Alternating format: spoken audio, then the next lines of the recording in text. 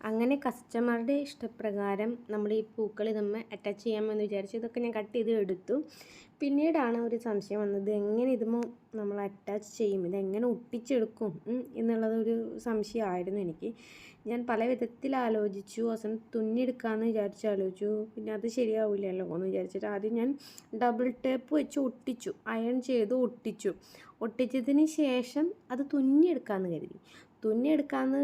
കരുതി എടുത്ത് ആദ്യത്തെ ഒരെണ്ണം രണ്ടെണ്ണം തുന്നിയപ്പോൾ തന്നെ എനിക്ക് മടുത്തു.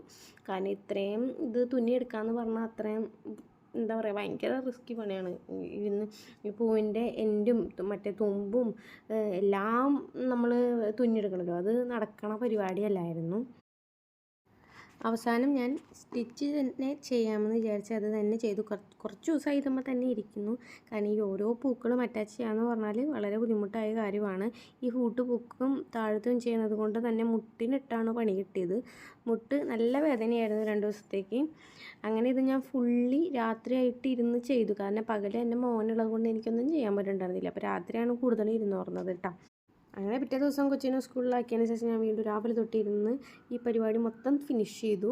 അവസാനം സ്കേർട്ടിൻ്റെ പരിപാടി മൊത്തം കഴിഞ്ഞിട്ടുണ്ടായില്ല. അതിൽ സിബ് അറ്റാച്ച് ചെയ്യാനും ഹുക്ക് അറ്റാച്ച് ചെയ്യാനും ബെൽറ്റ് അറ്റാച്ച് ചെയ്യാനൊക്കെ കുറേ പരിപാടി ഉണ്ടായിരുന്നു. അതൊക്കെ ഷടപടേന്ന് തീർത്തതിന് ശേഷം ഞാൻ കസ്റ്റമർക്ക് പിക്ചർ അയച്ചു കൊടുത്തു. ആ പിക്ചർ ഞാൻ നിങ്ങൾക്ക് ഇപ്പോൾ ഇതിൻ്റെ കൂടെ ആ പിക്ചർ ഞാൻ ഇതിൻ്റെ കൂടെ ചേർക്കുന്നുണ്ട്. കണ്ടിട്ട് എങ്ങനെയുണ്ട്, ഇഷ്ടപ്പെട്ടോ ഇല്ലയോ എന്നൊക്കെ നിങ്ങൾ അഭിപ്രായം പറയണം. എന്തെങ്കിലും കുറ്റം കുറവുകളുണ്ടെന്ന് വെച്ചാൽ അതൊക്കെ കമൻറ്റിൽ അറിയിക്കുക. അപ്പോൾ ഒന്ന് കണ്ടോക്കട്ടോ.